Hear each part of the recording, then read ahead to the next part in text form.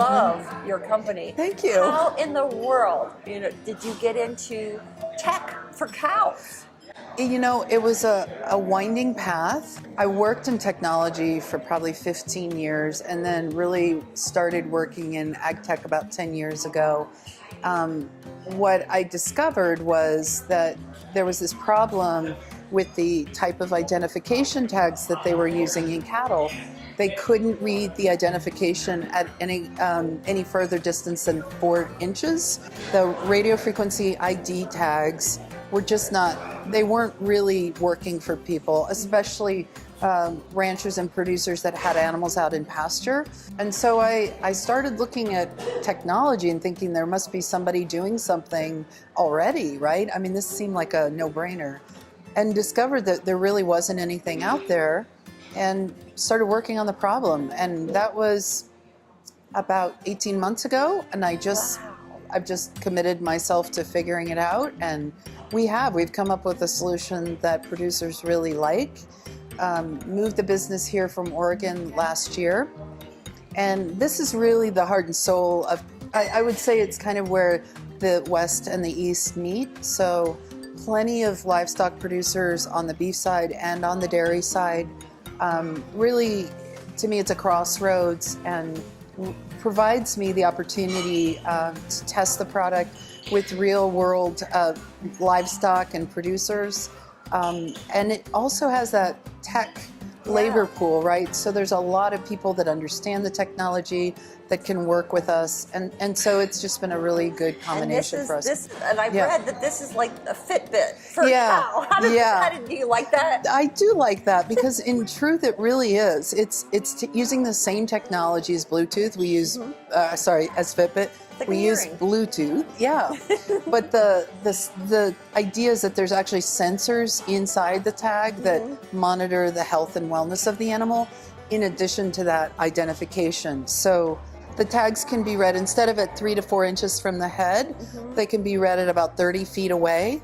So the tags are on the animals are producing, they're generating information, and they don't even know it. I love that it's not just tracking them and where they're at in the location, but it's also what's going on with them. Right, so the biometrics. The biometrics. That's really key. That's really key. What caused you to move your business to Longmont? I really started with the idea that I wanted to get more central in the United States.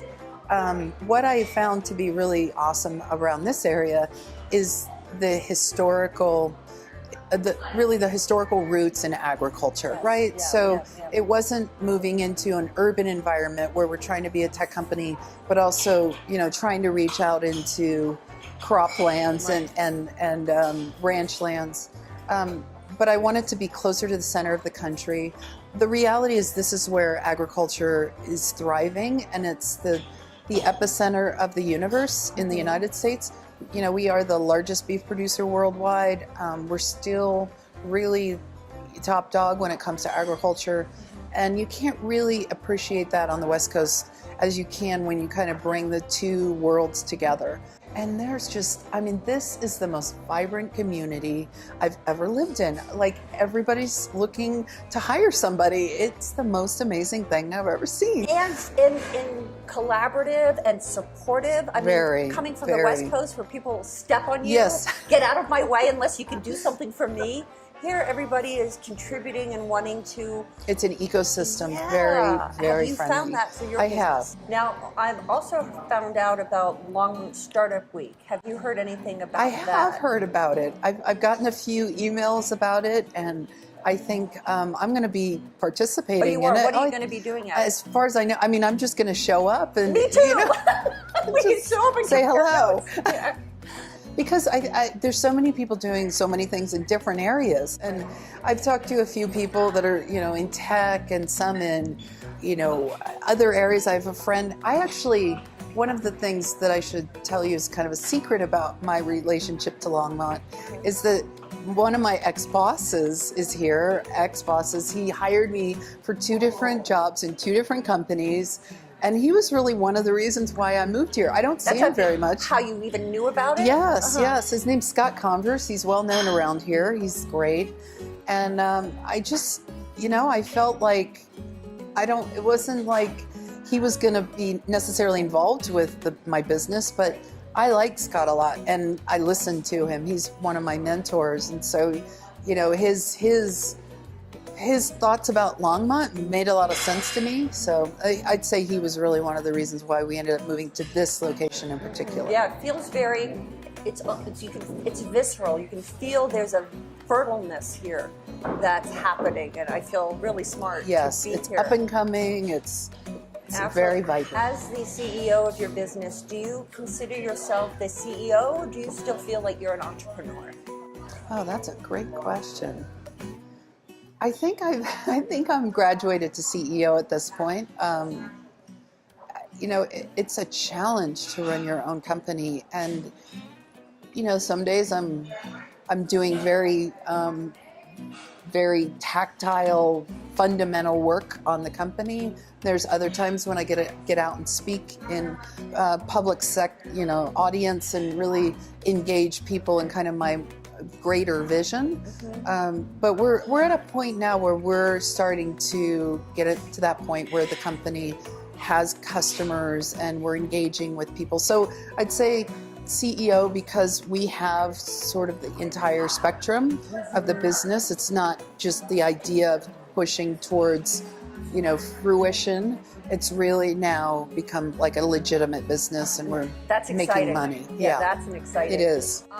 Two more questions. One is, I'm from the city. You know, I grew up in only cities to be this close to cows. It's really important to me. Can you hug a cow? If they want you to. How do you know? They will pretty much tell you. They're very shy. Cows are pretty shy. They are. I think there's some that are more tame than others. I've had the experience working in television with a cow that was from Hollywood, and you could like lay on her and kiss her and everything. She loved it. But other cows are more shy than that. So LA. She is. She has her whole, she has a agent, and she is. Oh my God, she's probably getting more work than me. And finally, my last question is, you know, having just moved here and I'm about to start my business, do you have any advice for somebody who moved to Longmont and who's starting their business? I would say do as much as you can to engage the community in what you're doing.